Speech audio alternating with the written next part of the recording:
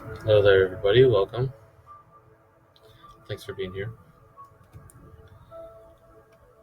Get yourself ready with a notebook. You don't need grid paper if you don't want, but you are going to draw a little sketch in this, I think. It's going to help. Grab a pencil, grab a pen if you'd like. Whatever you choose to write with is fine. This is math from the void. Math coming at you pretty much out of nowhere. Today we have a problem from the 1997 AP Calculus BC exam. And we're given a region that's enclosed by these graphs. Now, I'm guessing this was a calculator type problem, even though this does say do not evaluate.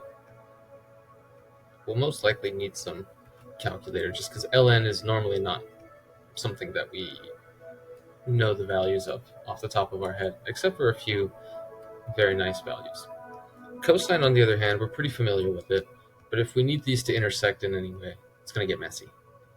So we will use Desmos when the time comes for that. But for now, we're going to do as much as we can without Desmos. And I'd just like you to get an idea of what that region is. Even though we can use Desmos, take the time to understand what that region is before we really get into it, and before you give yourself time to work on it on your own. I want you to have an idea of how to analyze a function. We know that ln is defined whenever its inside is greater than 0. Well, this is always greater than 0. So every single x value works, which is different for ln. So the fact that we changed the inside to x squared plus 1 gives us plenty of functions to work with. And then let's think about what the smallest value would be. If we plugged in x equals 0, that would give us the smallest value. That's going to give us a point at ln of 1, which is 0. Meanwhile, the cosine function is going to be at 0, 1. We know what cosine looks like. Does something like that, does something like that, on the other side. What does ln normally do? Now, ln normally grows kind of like that. But things have been moved around and they've been reflected. So we're going to get this kind of a shape. It's not too important what it does beyond that, but it roughly makes this kind of growing shape. And because of the symmetry of both of these functions, this point here is going to be the exact opposite of this point here. So the region we're talking about is in here. Okay? So go ahead and give yourself 10 to 12 minutes, since we took some time to look at that, 10 to 12 minutes to solve this problem, and then when you're ready, you can come join back. See how we do it here. Right, now let's start with part A. Find the area of R. So what am I going to have to do? I'm going to have to take the top minus the bottom. So this is going to be an integral from some number to some number of top minus bottom. So this is going to be cosine of x minus ln of x squared plus 1. I'm going to get used to putting these brackets on the integrand because Desmos is going to require us to carefully encase our integrand when we try to get an answer from it. Let's find where these two things are equal. Now the best way to find where two functions are equal is to subtract them and see where their difference is 0. So let's see that. Y is cosine x minus ln of x squared plus 1. Where does this hit 0? It hits 0 right there and right there. So we have some values plus and minus 0.91586.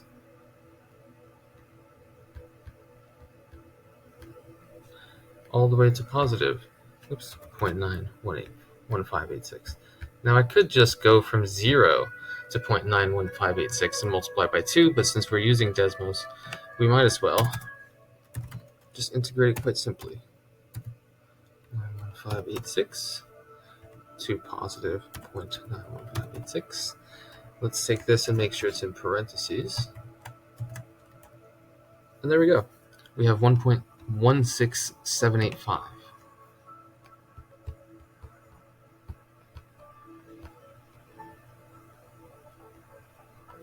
There we go. There's our value.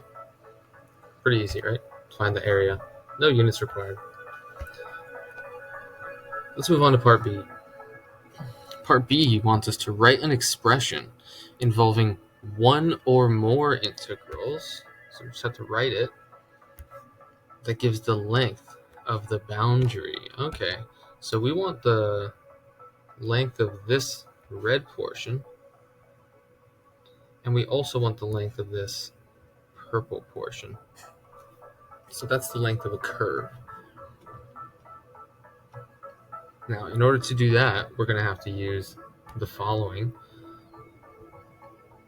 This little diagram gives us the idea here. So we have dy dx. This is dx dx, or just 1. And so each point, or rather each little chunk of the curve is like a tiny little straight segment called ds. And we want to integrate all of these, but what is that going to come out to be? It's going to be the integral from a to b, which we'll talk about in a moment, of the square root of, according to the Pythagorean theorem, 1 plus dy dx squared, or you can say f prime squared or y prime squared, however you want to write it. A lot of times we'll put this sort of like dt, but in this case we're going to have dx. Now we need 2 of these though, so the total length is going to be equal to the integral from negative 0.91586 to positive. And we're going to do this for each function. Square root of, let's do this for the ln function.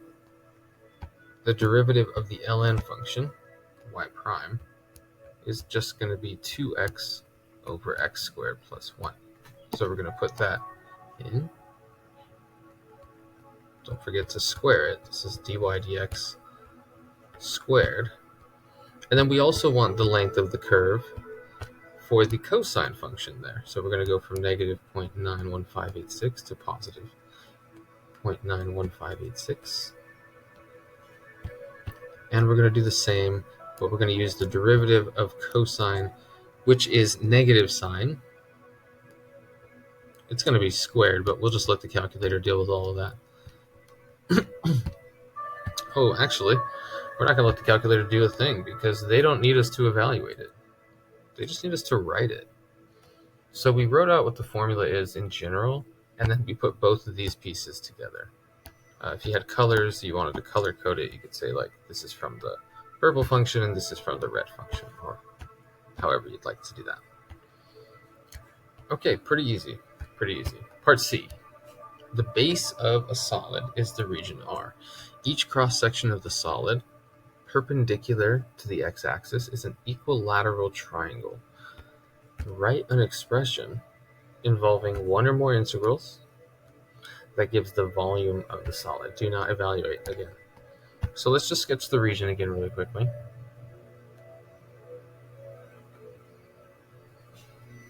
We're going to have something kind of like that, something kind of like that.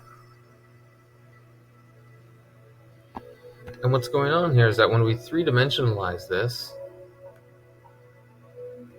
we're going to have these triangles that stick outwards, but the base is going to be in the region, and they sort of stick outwards. Let me fix that other one. There we go. Kind of get what's going on there. And the portion inside of the base is simply the top minus the bottom function. So let's kind of draw these triangles more upright. Oops. I'll draw it on its base. If we had our heads turned sideways, this is kind of what it would look like. And all of these sides are the same. Right now, this is cosine of x minus ln of x squared plus 1. That's like the length of it. But for now, let's just call it S.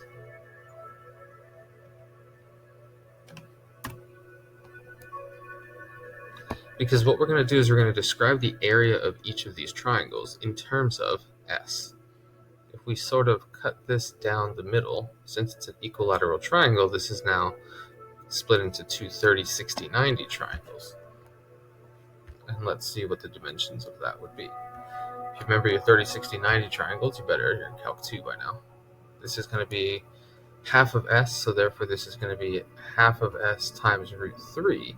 This is going to be 2s. We don't need that side, but that's what it's going to be.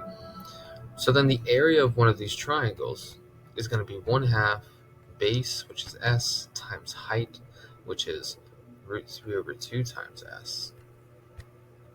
So we have root 3 over 4 s squared. And if you already memorized that formula for equilateral triangles, great.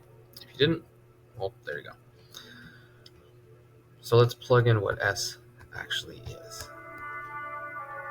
This is going to be cosine of x minus ln of x squared plus 1 squared. So if we want to add all of those triangles up, we could just go from, since it's symmetric on both sides, we could just say that the volume is going to be equal to 2 times this, or in other words, rad 3 over 2, integral from 0 to 0.91586 of cosine x minus ln of x squared plus 1 squared.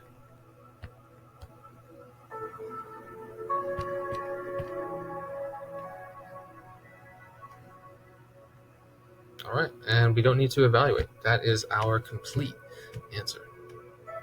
Amazing.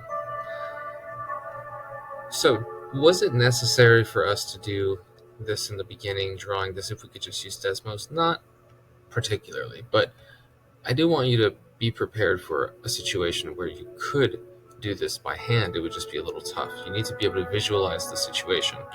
That's going to give you a better ability to comprehend what your answer looks like. They asked us for some pretty straightforward Calc 2 material, like the length of a curve, remembering this formula that gives you a point probably, just to write that down. And you're not expected to evaluate that. But once we find the limits, which is the only part of it that required a calculator, is to see where do these intersect. Once we got those values, we really didn't need too much calculation. Except for that integral. Yeah. Everything else said do not evaluate. All right, so I hope you learned something in that. It was pretty straightforward. I'm sure many of you got that right, full points. And I'll see you next time in the wood.